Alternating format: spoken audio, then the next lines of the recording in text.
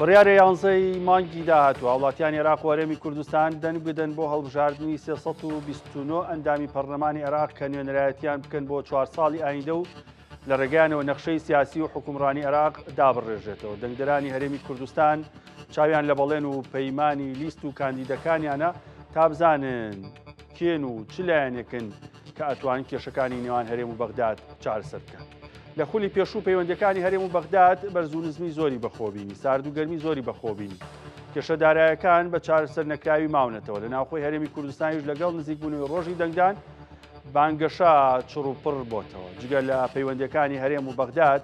دروشمی حکومەتداری خزمەتی هاوڵاتیان لە هەرێمی کوردستانیش هاوتۆتە نێو دروشم و بەڵێنەکانی بانگەشەی هەڵبژاردن.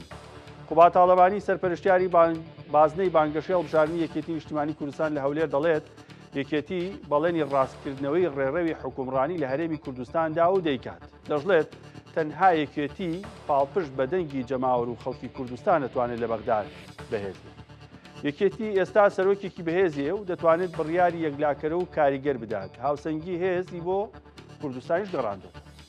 هاوڵاتیان ئەپرسن دەنگدانی ئەم جارە جیاوازی چیە لە پێشتر؟ چ شتێک زیاد دەکات بۆ ژیان و گوزەرانیان؟ چ لیست و لایەنێک لە بەغداد دەتوانێت دەنگی بەهێزیان بێت؟ ئایا بەغداد دۆستە یان دوژمن؟ ئەگەر دۆستە بۆ نەتوانراوە کێشەی چەند ساڵی لەگەڵ هەرێم چارەسەر بکات، ئەگەر دوژمنیشە بۆ بانگەشە بۆ کاندید و لیستەکانەکرد. لای حیزب و لایەنە سیاسیەکان و کاندیدە کوردەکان کێشەی بودجە و دارایی و موچە گرنگە یان بابەتی نەتەوەی و سنوور و بابەتی سیاسی. یەکێتی نیشتیمانی کوردستان وەک هێزێکی گەورە و کاریگەر بە لیستی ژمارە 222 بەشداری هەڵبژاردننی 11 نۆڤەمبەری عێراق دەکات. ئایا یەکێتی بۆ دروشمی هێزی تۆین لە بەغدادی بەرز کردوێتەوە؟ ئایا 4 ساڵی ئایندە بۆ هاوڵاتیانی کوردستان چۆن دەبێت؟ ئەمە و چەندین پرس و پرسیار و بابەتی دیکە لەگەڵ میوانەکانم لە پانۆرامای ئەمشەو و پێشکەشەکەم. لەگەڵ میوانەکانم فەهیمەی شەهیدان ئەندامی پێشووی سەرکردایەتی کاندیدی ژمارە 12 لەسەر لیستی 222 یەکێتی نیشتیمانی کوردستان لە بازنەی هەولێر، هەروەها سەروان تاهیر گۆمەشینی چاودێری سیاسی تاوتوێت. فەیمە خان سڵاو لێوە بەخێر بێت بۆ پانۆرامە. سپاس. هەڵبژاردننی ئەم جارە جیاوازی چێ لە هەڵبژاردنەکانی پێشوو؟ ئایا پێتان وایە دەتوانن شتێکی باشتر بۆ خەڵکێرەی کوردستان بکەن؟ بەڵێ بەخۆی هەڵبژاردننی پەرلەمانی کوردستان بۆ پێکهێنانی حکوومەتی کوردیە بۆ پەرلەمانی کوردستانە زیاتر خەڵک دەستە سەر سندوقی دەنگدان پێی وایە هەڵبژاردننی پەرلەمانی عێراق ئەوەندەی کوردستان زەرور نییە کە بە پێچاوانەوە هەڵبژاردننی پەرلەمانی عێراق زۆر زەرورترە لەبەرەوەی هەم نفوسی کورد دیاری دەکا، هەم کورد لەوێندەرێ ئەگەر بە کۆدەنجی و بە یەکدەنجی کار بۆ بەرەو پێشچوونی کۆمەلگای کوردی بکە، بۆ کار بۆ ئەوە بکە هەموو شایستە داراییەکانی هەرێمی کوردستان بەردەستە بکاتن، دەتوانن لەوێندەرێ لە پەرلەمانی عێراق مافەکانی کورد بەردەستە بکەن. باش بە تەواوەتی وەکو لیستیەکێتی نیشتیمانی کوردستان خۆتان ئامادە کردووە بۆ ئەوەی کە داکۆی کارێکی باشی مافەکانی خەڵکی کوردستان بێت؟ بەڵێ یەکێتی هەمیشە ئامادەیە بۆ داکۆچیکردن لە مافی کۆمەڵانی خەرکی کوردستان و بە تایبەتی ئەو جارەش بۆ بەدەستهێنانی زۆرینەی دەنگ بۆ ئەوەی زیاتر بتوانی کار بکاتن لە بەغدا کار بۆ هەموو مافەکانی کورد بکاتن. بەڵێ ئەمە هەمیشە ئامادەین. لەوەی کەسێکە سەما بینێ بڵێ ئەی بۆ پێشتر نەتانتوانیوە، ئایا پێشتریش توانیتانە شت بکەن یاخود ئەم جارەتانوێت چیتر بۆ هاوڵاتیانی هەرێمی کوردستان؟ بەڵێ ئێمە پێشتریش توانیمانە تا بەڕێز مامجەلال ڕۆحی شادبیما بوو هەمیشە هەموو کورد چاوی لە دەستی مامجەلال بوو. مامجەلال هەمیشە دەچوو لەوێندەرێ بە قسە خۆشەکانی بە کۆبوونەوەکی پتە و بە پەیوەندیەکانی خۆی هەمیشە مامجەلال هەموو کێشەکانی چارەسەر دەکرد و پاشان ئەمە پاشی نەمانی بەڕێز مامجەلال کۆمەرەك کێشە و گرفت لە ناو خۆی حیزبی خۆمان هەبوو کە خۆشبەختانە ئێستا هیچ کێشەکمان نەمایە. ئێستا یەک سەرکردایەتیمان هەیە، یەک دەنجین، یەک ڕەنجین، سەرۆکەکمان هەیە، هەموو کورد شانازی پێوە دەکان، نەک ئەمە بەتەنیا یەکێتی. باوەڕ بکە حیزبەکانی دیکەش چاویان لە دەستی سەرۆک بافڵە، لەبەر ئەوەی تەنها سەرۆک بافڵ دەچی لێوێندەرێت کێشە هەموو کێشەکان چارەسەر دەکاتن، نەک کێشەی موچە. هەر جاری هەتا سەرۆک بافڵ نەچووبی کێشەکانی موچە هەل نەبووە. باش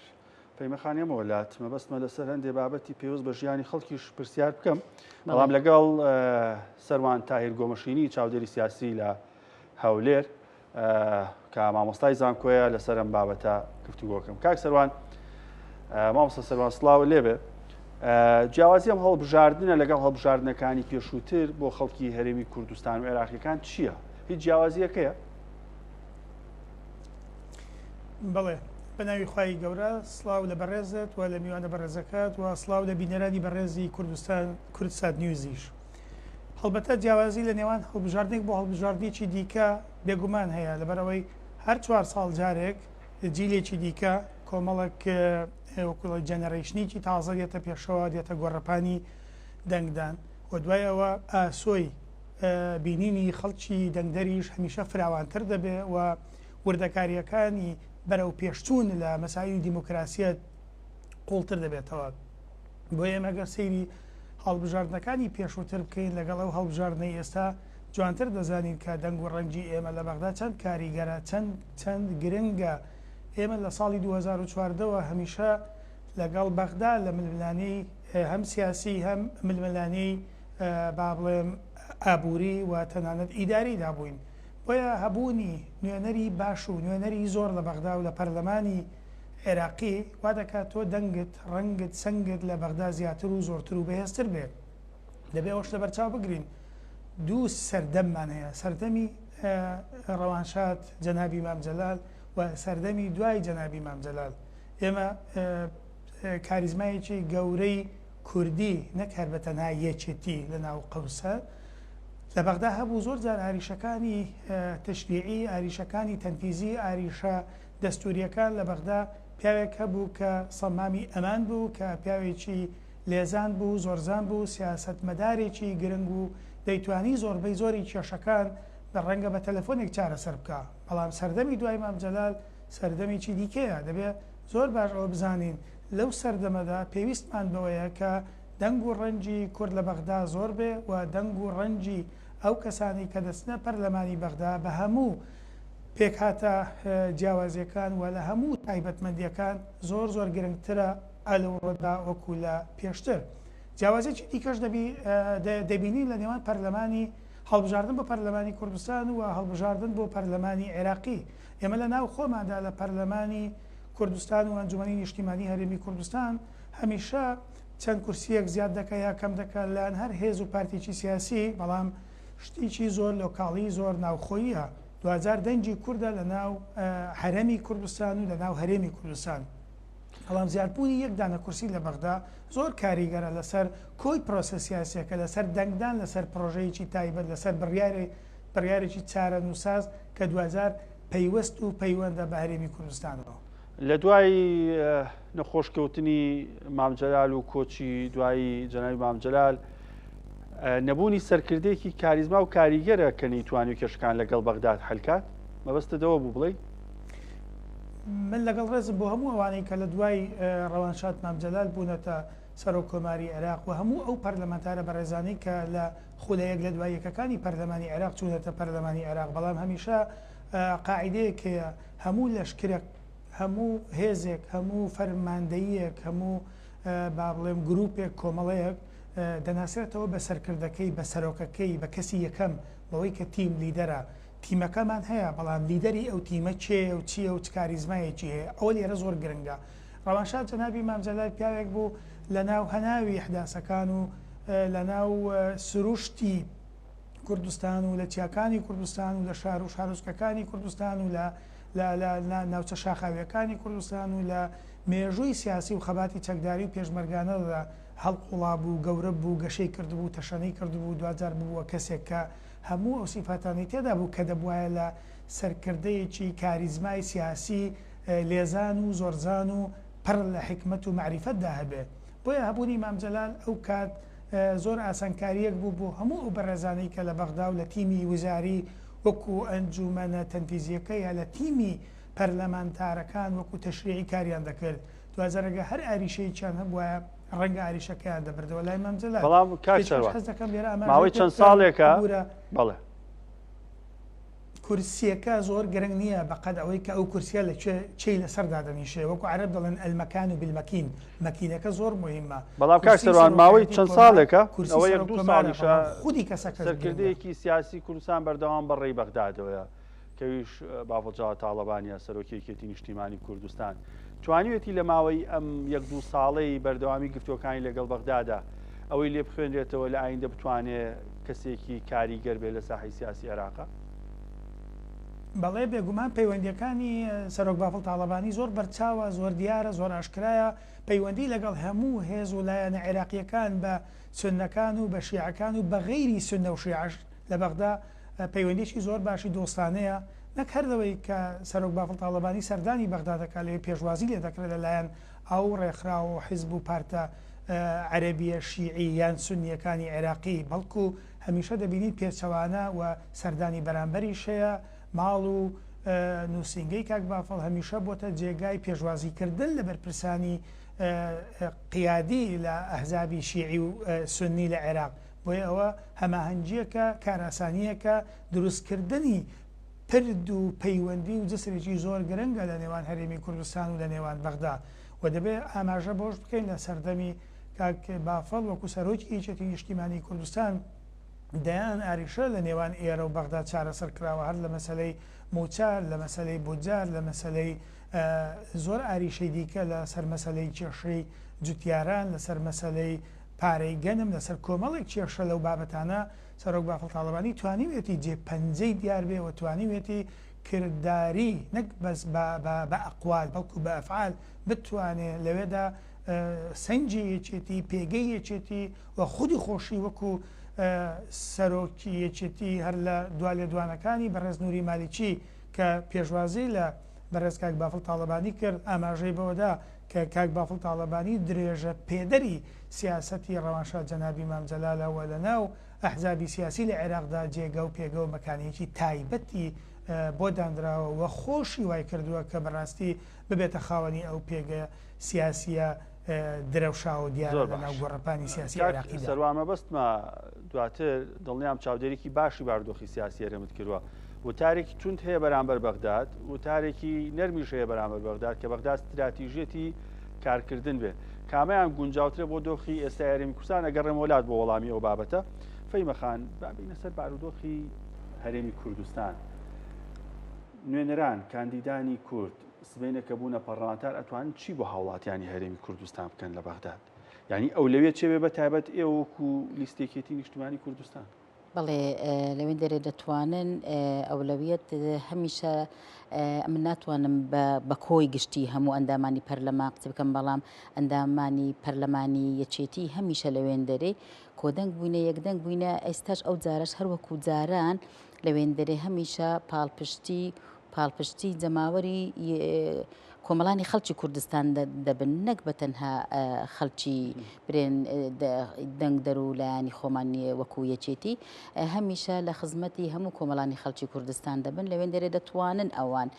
شەڕ لەسەر هەموو مافەکانی کورد بکەن بە تایبەتی موچەی برێن کە سوکاری شەهیدان موچەی زیندانیانی سیاسی بگرە خانەنشینان کە خانەنشینان لەوانەیە زۆر چینی دیکە باز بکرێت بەس باسی خانەنشینان ناکرێتن خانەنشینان لێرکانە موچەکانیان زۆر کەمە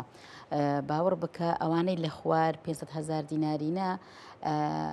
هەمان خانەنشینی لە بەغدا زیاترە ئەندامانی پەرلەمان لەوێن دەرێ دەتوانن ینی نوێنەری ئەو خەڵکانە بن کە دەنجیان پێداینە سەرجەم چین و توێژەکان من ناتوانم بەخانێمە با شتێک ڕوون بکەینەوە ئێمە کێشەی موچە و بودجە و داراییمان هەیە لەگەڵ بەغداد بەڵێ کێشەی سنوورمان هەیە کێشەی مادی 140مان هەیە کێشەی نەتەوایەتیمان هەیە هەندێک جار زمانی کوردی لە ناوچەیە قەدەغاکرێ بە هەوڵی یەکێتی و فراسیۆنێکێتی پێشتر هەڵکرا ئێوە ئیش لەسەر بابەتی موچە و بودجە ئەکەن بە تەنها یا بابەتی نەتەوەی سنوور و ئەو بابەتانی دیکەش بە هەند وەرەگرن نەنا لەسەر هەمویان گرنگە بەخۆی کێشەی نەتەوەی و برێن بودجە لە هەمووی گرنگترە هەر یەکێتی بووە لەسەر ئەو مەلەفانە هەمیشە خۆی کردتە قوربانی و ئیشی لەسەر کردیە چێ لە جگە لە یەکێتی خەمی ئەو مەلەفانەی لە بەرچاوی بووەوە بگرە ئەو جارەش زیاتر لەسەر ئەو مەلەفانە کار دەکەن بەڵام من ناتوانم برێم من وا دەکەم ونیە بەڵام دەتوانم برێم نوێنەرانی یەکێتی دەتوانن ئەو مەلەفانە زیندوو بکەنەوە زیاتر ئیش لەسەر بکەن و کا پێشتریش زۆر ئیشیان لەسەر کردی هەر نوێنەرەکانی مەبووینە و شەڕانەیان کردیە کاکوبات دوێنێ لە هەولێر جنابەت کاندیدی لە بازنی هەولێر بۆیە پرسیاراکەم ئەڵێ ئیشە قورسەکان بەس بە یەکێتیەکرێ بە یەکێتیەکرێ بەڵێ ئیشە قورسەکان هەمیشە بە یەکێتی کرایە وەک پێشتر و ئێستاشی لە گەردابی هەر یەکێتی بووە لە خەمی کۆمەڵانی خەڵکی کوردستان بە لەبەرەوەی یەکێتی ناچی ئیش تەنها لەسەر یەکێتیەکان بکاتن کار لە بۆ تەنها یەکێتیەکان بکە یەکێتی هەمیشە جەماوەری بەلاوە گرنگ بووە یعنی جەماهیر بەلای یەکێتیەوە گرنگتر بووە لە حیزبەکەی خۆی یعنی هەمیشە یەکێتی بووە دەست پێشخەری کردیە لە هەموو کارە قورسەکان یەکێتی باجی هەموو ئەو کارە قورسانەی خۆیدایە کە تەنها خۆی یەکلای کردەوە بۆ خزمەتکردن بە کۆمەڵانی خەڵکی کوردستان کاخواتەر دوێنێوتی هەولێر پایتەختی یەکێتی نیشتیمانی کوردستانە بەڵێ هەولێر پایتەختی هەموو حیزبەکانە پایتەختی هەموو کوردە پایتەختی هەموو کوردستانە پایتەختی تەنهایی حیزبێک نییە چاوتان لێ ئەم جارە لە دەنگدان دەنگی یەکێتی لە هەولێر زیاد بکە بەڵێ چاومان لێ و وەدڵنیاشین دەنگمان زیاد دەکاتن کەم ناکە دەنگتان زیاد بکات یەکەم بن یا ڕێژەیەکی زۆر باش دەنگی یەکێتی زیاد بکات چی بۆ خەڵکی هەولێرەکە ئەمە پێشتریش هەر کارمان کردیە و ئەو جارێک کاری زیاتریش دەکەین ئەمە چی دەکەین نا هەمیشە ئیشمان کردیە هەمیشە یەکێتی کاری کردیە هەمیشە یەکێتی قەت لە جەماوەری خۆیان نەبڕایە هەولێر کێشەی هەیە وا ئێوە پەیامێکتان هەیە بۆ هەولێر بەڵێ هەولێر کێشەی هەیە لەبەرەوەی هەولێر دیایە لە سلێمانی یەکێتی ئەوەیە ئازادی هەیە بەڵام لە هەولێری ئەو ئازادیە نییە مەسەلەن لەوانەیە خەڵک هەیە ناتوانانی بە ئازادی کار بکاتن دەکە کارێک دەکا کرێکار کە کارە چی دەکاتن دەبی یعنی شوێنی کارەکەی پێنادرێ عارەبانە چی ڕابگریتن یعنی کە عارەبانەی ڕادەگریتن لە خۆی لەسەر عارەبانەکەی شت بفرۆشیتن دەبی ینی پاڵپشتی حیزبی بینیتن ینی جیاوازیەکە ئەوەیە جیاوازی سیاسی هەیە بەڵێ جیاوازی سیاسی زۆرە لێ ینی هەولێتیەکان هەستان بەمە کردووە کێش و گرفتان هەیە ئەمە وەکو یەکێتیەکان لەوانەیە هێشتاتی جیاوازیمان لەگەڵ کراوە خەڵک ئازێت درا بەڵێ ئەمە لەوانەیە هێشتان باشتر بین لەو کەسانەی کە ناوێرن بە ئاشکرا خۆیان یەکلای بکەنەوە چە حیزبەکەن ینی خەڵک ناوێریتن ڕەنجی حیزبی پێوە دیار بیتن لۆیە جیاوازی زۆرە لۆی ئەمە لێرکوانەوە دەرێن هەولێر بە تەنها حیزبێک نییە برێ پایتەختی ئێمەیە هەولێر پایتەختی هەموو ڕەنگەکانەوە یەکێتی نیشتیمانی کوردستانیش هەمیشە باوەڕی بە فرەدەنجی و فرەمینبەری هەبووە تەنها یەکێتیە کە لە ساری 92 کە پەرلەمان دامەزرا سیستەمی دیموکراسی هەر یەکێتی بوو کە باوەڕی بە فرەدەنجی و فرەڕەنجی و فرەمینبەری هەبوو و ئێستاش لە گەردابی ئەمە هەر لەسەر هەمان ئەو بیر و باوەڕەی ئەو کاتینە زۆر باش کاک سەروان پرسیاریەوەم کرد لە بانگەشەی هەڵبژاردن بە ئاسانی بە تایبەت دوو لیستە سەرەکیەکە لە هەرێمی کوردستان وتارێکی تون بەرامبەر بە بەغداد هەیە و تارێکی ئارام بەرامبەر بە بەغداد هەیە و بەغداد بە استراتیژێتی کارکردنی خۆی زانێ کامیان واقعیترە کامیان دەتوانێت خزمەت بە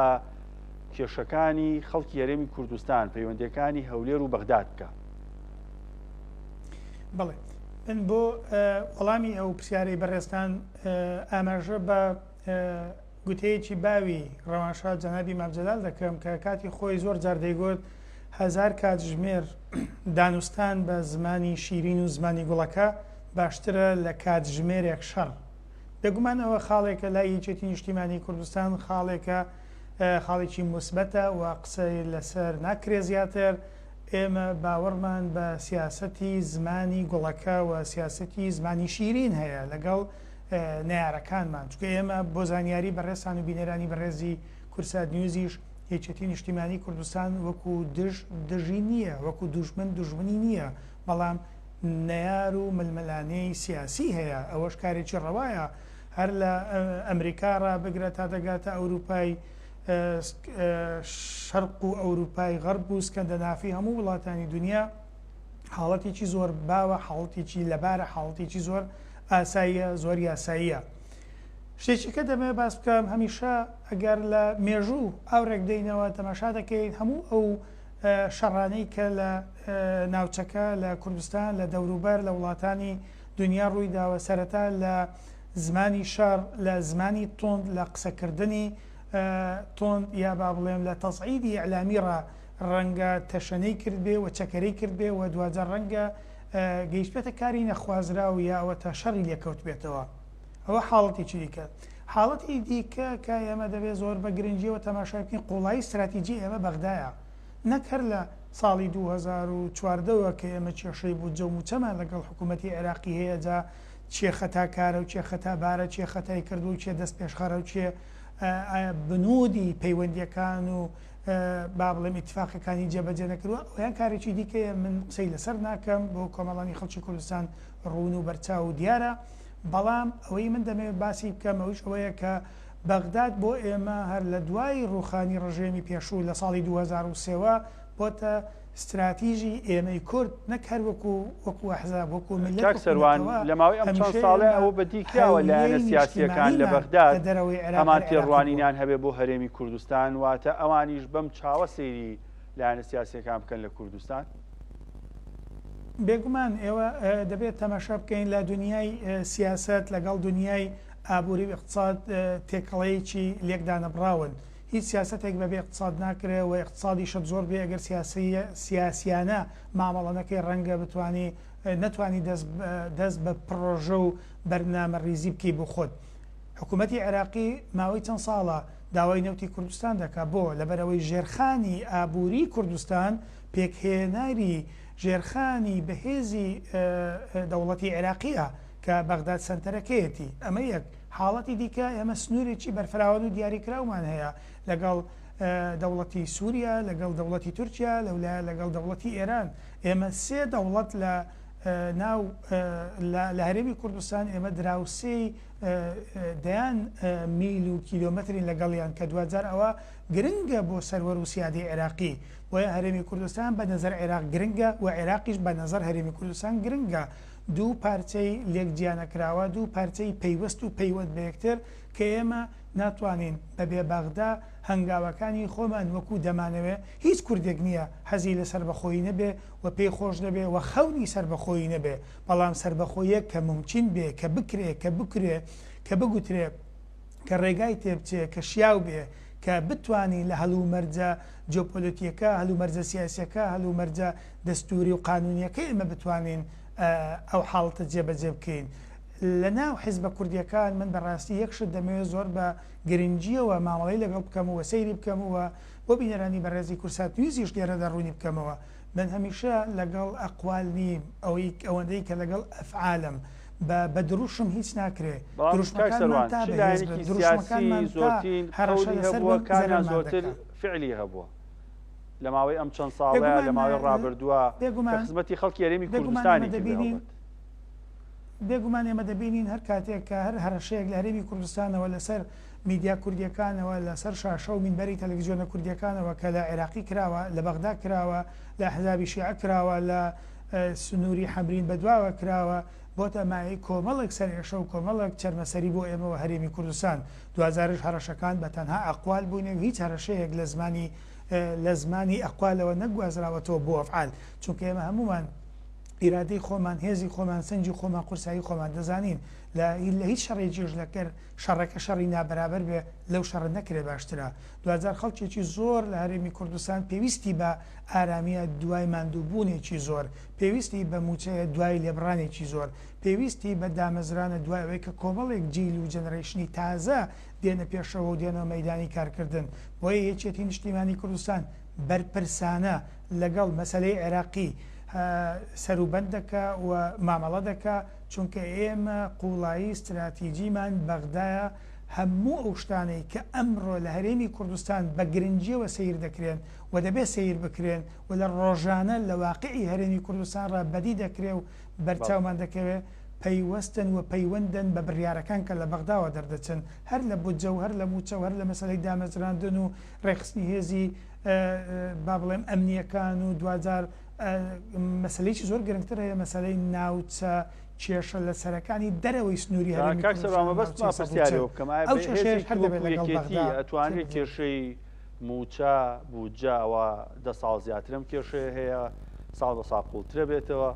کێشەی سنوور و بابەتی نەتەوەی چارسکەی ئەگەڕێم و بۆلات بۆ بابەتی وەڵامی ئەم پرسیارە فەیمەخان لە بەغداد ئێوە ئەتوان بە چ پرەنسیپێ داکۆکی لە مافیا وڵاتیانی هەرێمی کوردستانکەن لە کاتێکە لەوێ بەدەیان هێز و لایەنی سیاسی شیعە سوننا تێڕوانی جیاواز بۆ بابەتی نەتەوەی هەیە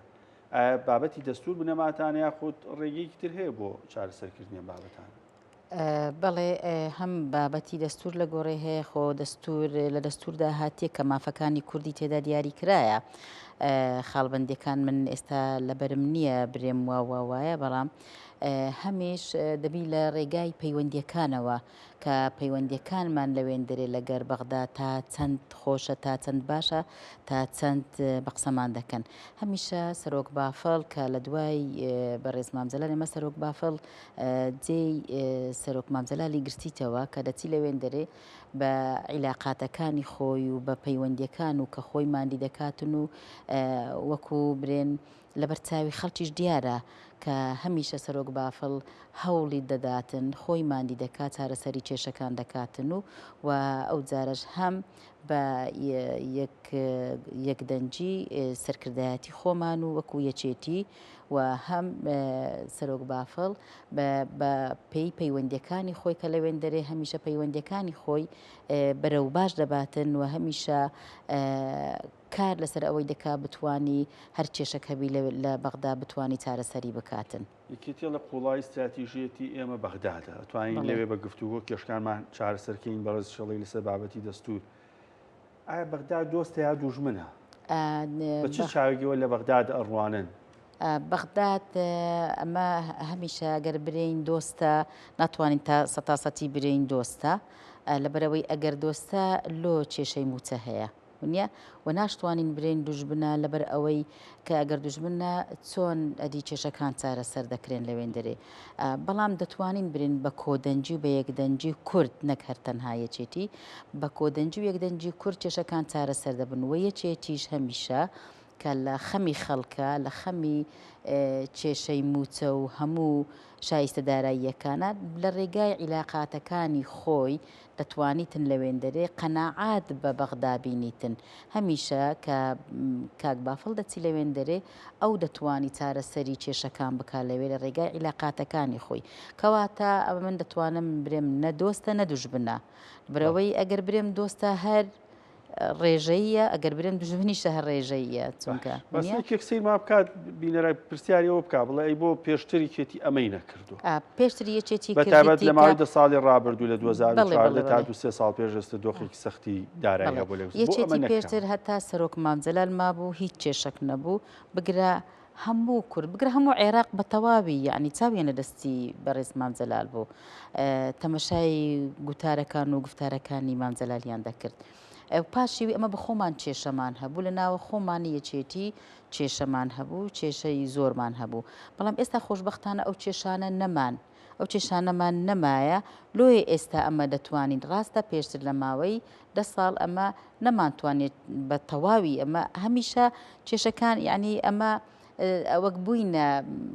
بەشێک بووینە لە چارەسەر بەڵام وەکو ئێستا کە کار لەسەر ئەوەی دەکەین بەشێکی تەواو بین لە چارەسەر ئێستا دەتوانین و باوەڕمان بە خۆمان هەیە بەڕێوەتە سەرکردایەتێکەمان توکمەیە سەرکردایەتێکەمان یەک گفتارە سەرکردایەتێکەمان یەک ئاراستەیە و سەرۆکەکمان هەیە سەرۆکەکەمان هەموو دنیا شانازی پێوە دەکات نەک تەنها هەر کورد و هەر یەکێتی ئەم شانازیە لە سەر مەبنای چییە؟ ئەم شانازیە لەسەر مەبنای جورئەتە لەسەر مەبنای کەفاءەتە لەسەر مەبنای نەترسانە لە ماوەی ئەم چەند ساڵی ڕابردووە چ شتێکە بۆ کێکێتی توانیوێتی شتێکی زۆر باش بکە کە تۆ ئێستا لە کاتی بانگەشە تا بەکاری بێنی بۆ خەڵک ئەمە ناتانین برێن لە بۆ بانگەشەوە کردداری خۆمان بەڵێ کردداری خۆمان بووە لۆ ببیت لە قالبی بانگەشە لە بەرەو کرددار بووەوە ئەمە بەدەستهێنانی موچە و شارستە داراییەکان تەنها هەریەکێتی بووە ئەوە لە هەموو خەڵک دیارە و برێن ڕاستکردنەوەی ڕێڕەوی حکومڕانی تەنها یەکێتی بووە زۆر شتی دیکە ئێستا من برێم چی ینی بۆ نمونە ئەو ڕێکەوتنی کە لەگەڵ بەغداد کرا هەوڵی یەکێتی و سەرۆکیەکێتیە طبعاً هەوڵی یەکێتیە بە دەرەجە یەک ڕێکەوتنەکە تۆزێک تاستێک ئەکرێ بڵین ڕێکەوتنێکی کۆتایی و ئەوە نییە پێتان وایە دوای ئەم هەڵبژاردنە ئەگەر دەنگێکی باشی خەڵکی کوردستان بەدەست بێنن بتوانن ئەم ڕێکەوتنانە بچەسپێنن بەڵێ بەدڵنیاییەوە دەتوانین بە کۆنکرێتی و ئەمن دەرین بە سەتاسەتی هەموو کێشەکان کۆتاییان دێتن لە سەردەستی یەکێتی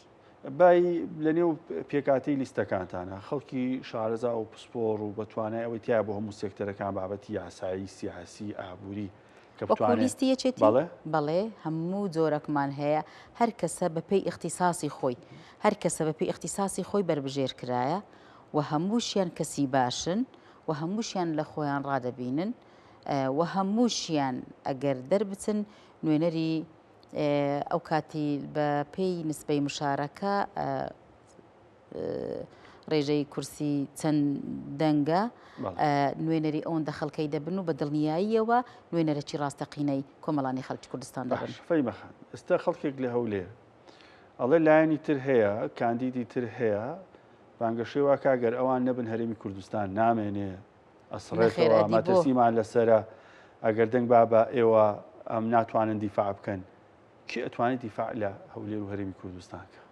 باوەڕ بکە بەستەن هایەچێتیە بەستەن هایەتی چکار یەکێتی جورئەتی هەیە کەفاەتی هەیە کاندیدەکان هەر یەکەچیان کەفاەتەکی زۆریان هەیە جورئەتەکی زۆریان هەیە هەر یەکەچیان دەربچن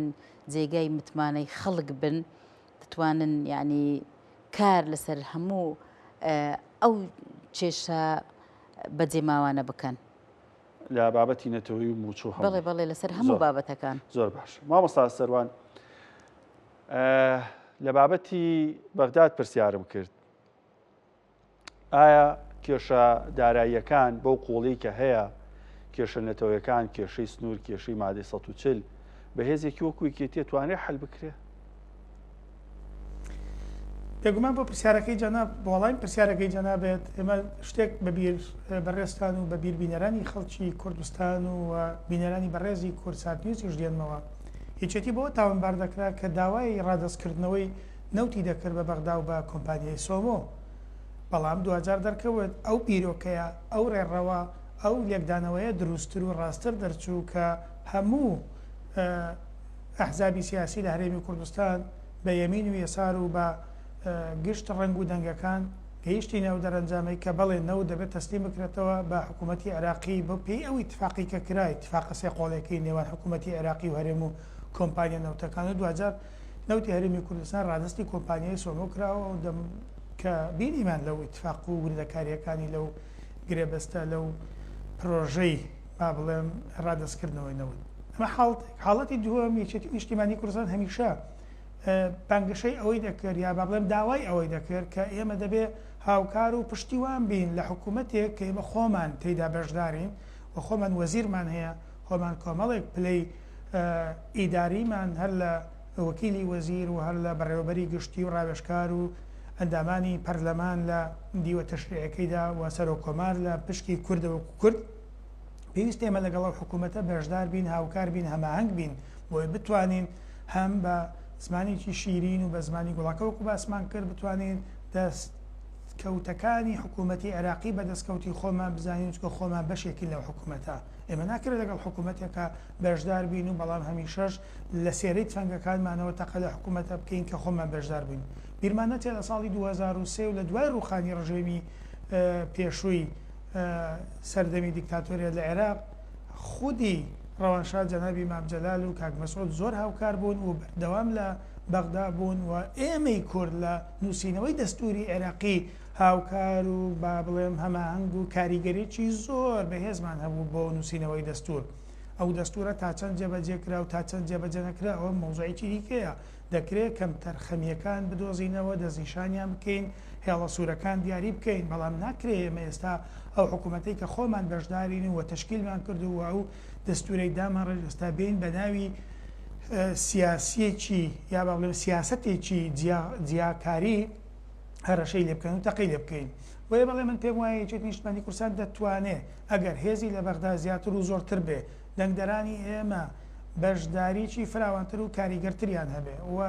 ژمارەی ئەندامانی پەرلەمانی یەکێتی و ئینجا کوردیش بەگشتی زیاتر و زۆرتر بێ دەتوانین جێدەستمان هەبێ دەتوانین لە بڕیارە چارە نووسازە سیادی و سیاسەکانی عێراقی ئێمە دەتوانین بەشداری ڕاستەقینەمان هەبێ و دەتوانین لەوێدا کاریگەری خۆمان جێبێڵین دەستور دەتوانێت چارەسەری کێشانەمان بۆ بکات یاخۆت خەباتی پەرلەمانتاری پەرلەمانی ئەتوانێت دەستورمان بۆ جێبەجێ بکات و جێبەجێکی دەستوری دەتوانێت کێشەکانمان بۆ چارەسەر بکە بێگومان قۆناغەکانی شۆڕشی کوردێک لە دوایەکە تا ئێستا بەمە بە چەند هەورازن و شەوێکدا بە چەند بەرزی نزبێکدا ڕۆیشتین هەر لە قۆناغی سەرەتایی و هێڵی یەکەمی با بڵێم ژێراوژێری ڕێخستنی تایبەت لە نێو شارەکان و تا 2000 خەباتی پێشبەرگاتی و چەکداری و دوای ڕاپەڕین و ئیداری خۆمان لە دوای ڕاپەڕینی ساڵی 91 و تشکیلی حکوومەت و 2000 بەشداریمان لە کار سیاسەکان لە ناو حکوومەتی عێراقی و خەباتی پەرلەمانی لێرە دەبێتە دوامین قۆناغ لە خەباتێکی مۆدرنی دیموکراسیانەی سەردەمیانە ئێمە گەر باوەڕمان بە خەباتی دیموکراسیانە و سەردەمیانە بەڵێ دەبێت باوەڕشمان بە هێز و هێڵی پەرلەمانی هەبێ کە هیچێکە لە هێڵە گرنگ و چارە نووسازەکان و چارە سەرکارەکان کە دەتوانێت زۆر بە جوانی زۆر بە دروستی زۆر بە ڕاستی زۆر بە یاسایی زۆر بە ڕێسایی دەتوانێت هەموو ئەو بەرگە و بابەتانەی کە ئێمە لە دەستوری عێراقدا هاتووە جێبەجێ بکەین و چوە 2000 دەستور پەیمانێکی نووسراوەیە لە نێوان گەلان و پێکاتەکانی خەڵکی عێراقی بە هەموو پێکاتەکانی بە کورد و عەرەب و سونە و شیعە و کەمەنەتەوایەتیەکانیشەوە بەڵێ لە دەستوردا هەموو شتانە هاتوونە کە ئێمە دەخوازین جێبەجێ بکرێ کە برایەکی عەرەب دەیەوێت جێبەجێ بکرێ کە ئاسووریەک سریانیەک تورکمانێک لە ناوچە کێشەسەرەکان دەیەوێت جێبەجێ بکرێ ئەگەر ئێمە دەنگمان زۆر بوو ڕەنگمان زۆر بوو بەهێز بووین لەگەڵ یەکتری و لە سەنگەری کوردایەتی بەڕێزبووین دەتوانین ئێمە هەموو ئەو شتانی کە دەمانەوە جێبەجێ بکەین چکە 2000 دەنگی ئێمە لە بەغدا لە کورسیەکەوە بۆ دەیان و بۆ چەندەیەک لە کورسیەکان دەتوانین کاریگەری ڕاستەوخۆ بەهێزمان هەبێت لە نێو هۆڵی پەرلەمانی عێراقی چکە 2000 لەوێ بڕیارێکی تەشریعیە کە دەبێتە بڕیار لە ناو دەوڵەتی عێراقی و دەسەڵاتی جێبەجێکار کە ئەنجومەنی وەزیرانە ئەو بڕیارانە جێبەجێ دەکرا کە لە پەرلەمانەوە دەردەچێت بۆیە پەرلەمان گرنگترە لە دەسەڵاتی تەنفیزی بڕیارەکان لەوێ لەدایک دەبن. کاک سەروان ئەمە بەستمە پرسم دەنگدەری کورد لەم هەڵبژاردنە چی بکە بەشداری هەڵبژاردن بکا بەلایەوە گرنگە نەیکات دەنگ بەکوێ بات ئەگەڕێمە وڵات بۆ وەڵامیان پرسیارە فەیمەخان هەولێر ئەڵێ وترێ هەموو شتێکی باشە کێشەی نییە گرفتی نییە فێلەن وایە یان هێشتا کەم و کورتی ئێوەتوان ئەمانە چاڵی هەولێر کێشەی زۆرە کەم و کوڕی زۆرە ئەگەر بچی تەمەشای گەڕەکە میلیەکان بکەی ئەو جەرەزانی کێشەیان چەند زۆرە باوەڕ بکە ناو شاری هەولێرە طبعاً ئەو شوێنانەی کە دەورەمەندەکانی لێدەژیتن ئەو شوێنانەی کە دەستەڵاتدارەکانی لێدەژی بگرە وەکو مەلیک دەژین ئەوان لەوێن دەرێ وەکو پاشا دەژین بەڵام بچی سەیری گەڕەکە میلیەکان بکەی کە زستاندا دێتن لەبەر قوڕ و سرپا و ناتوانن ینی ژیانیان نییە مندارەکانیان باوەڕ بکە لە هەندێک گەڕێک کە مندارەکانیان دەڕۆن لە بۆ مەکتەبێ ینی لایلۆنیان لە پێراوەکانیان دەنێن لەبەر قوڕی کە دەچنە ناو سیارەی لە هەلوونەکەی فرە دەدەن لەوەی پێیان زۆر بە قوڕ ئەوەش کە هاوینیش دادێتن لە کێشەی بێ ئاوی تۆز و خۆر و بێئاوی ژیانیان نییە لۆیە گەڕەکە میلیەکان فرامۆش کراینە گەڕەکە دەورەمەندەکان چینایەتیە کە دروست بۆ ئێوە چۆن ئیشی لەسەرەکەن ئەوە چۆن ئیش لەسەر دەکرێت تەنهاکەنەوە گرنگی بەم ناوچانەیەن دروشمەکەیەکێتی جێبەجێکن لە خان و قوڕەکان و دەست پێ طبعاً ئەمە ئەوە دروشمە و دەبیتە کردار یعنی بۆ هاوڵاتێکی هەولێری بۆچی گرنگ بێ دەنگ با بە فەهیمە خان ئەمەیان وەکو من نەک هەر فەهیمە یەکەم جارەکەی دەنگ بدا بە 222 لەبەر ئەوەی گرنگترین شت ئەوەیە ئەمە وەکو یەکێتی دەنگەکی زۆر بینین ئینجا لە ناویدا ئەگەر دەنگ بە فەهیمەی بدەن مەمنونیان دەبم چونکە ئەگەر یەکێتی دەنگی زۆر نەبی من بە تەنها هیچ نیمە ئەگەر یەکێتی نەبی من هیچ نیمە گرنگە خەڵک دەنگ بە یەکێتی بدا لەبەر ئەوەی یەکێتی هەمیشە گفتار و کردارەکانی ڕاستن ئەو وعدانەی دەدا دەیگەینتە سەری هەمیشە لە کێشەی خەڵک نزیکە هەمیشە ئازارەکانی خەڵک لە بەرچاویتی یەکێتی لەبەر ئەوەی حزبێکی سۆسیال دیموکراتە باوەڕی بە یەکسانی هەیە باوەڕی بە کەرتی تایبەت نییە هەمیشە یەکێتی لەگەر کەرتی گشتیە تۆگەر برە بە کەرتی گشتی بدەی هەموو خەڵک تێدا سوودمەند دەبی نەک ئەتوو بە بێی برە بە کەرتی تایبەت بدەیت تەنها کەرتی تایبەت لە خزمەت خەڵکە دەورەمەندەکە و خەڵکی مەسوولینە خەرچی فەقیر و هەژار ناتوانیتن یعنی هیچ من ناوەکەت فەهیمەی شەهیدان بەڵێ ئەمە بۆ ینی ئەم نازناوە من هەم خێزانی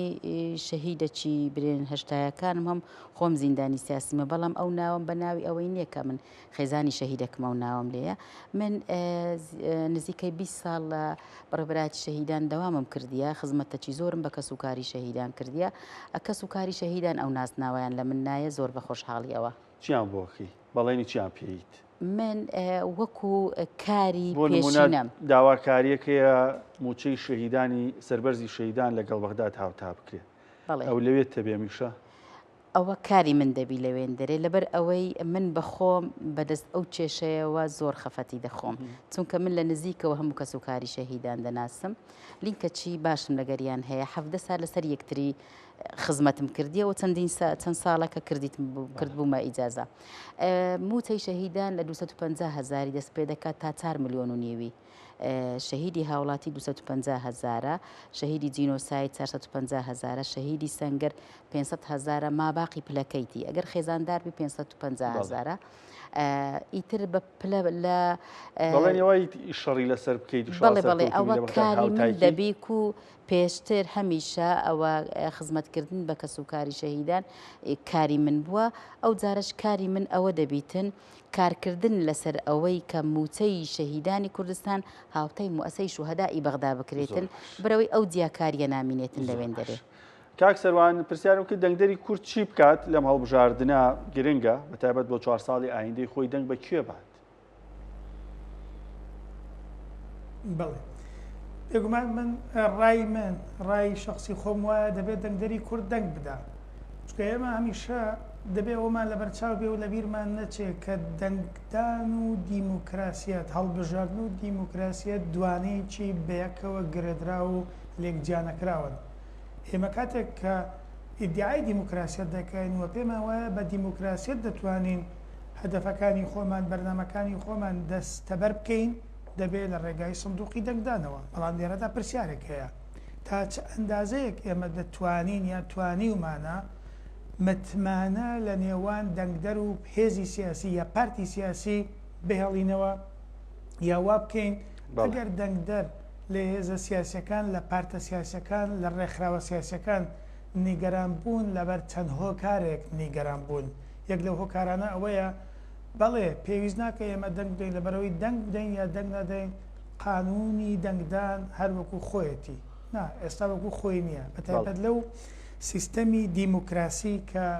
هەڵبژاردننی نظامی سانتیاگۆیە کە با بڵێم نظامێکی بیرکاری فەرەنسیە کە بەکاردێ بۆ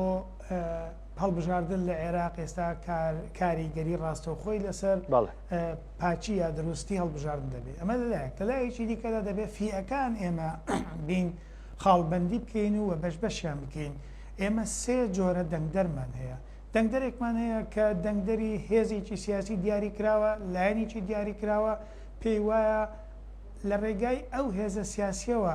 دەتوانێت ئامانجەکەی بپێچێت کە ئامانجەکەی بریتیە لە سەر بەخۆی لە بەهێزبوونی هەرێمی کوردستان لە هێشتنەوەی قوارەی نەتەوەی ئەوەیان ئازادە دەنگ بەو پارت و هێز و لایەنە سیاسەتەدا کە خۆی باوەڕی پێێتی وەکو دەڵێت دەنگدەری عیار 24 100% ئەو هێز و پارتە سیاسی و لایەنەیە کە خۆی دەوێت دەنگی پێ بدا.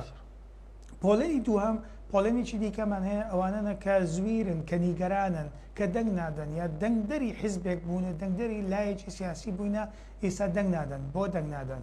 کۆمەڵێک مبەرریان هەیە ئەمان دەڵێن مۆنۆپۆلی دەسەڵات کراوە ئەمان دەڵێن دەسەڵات ماوەتەوە لە نێوان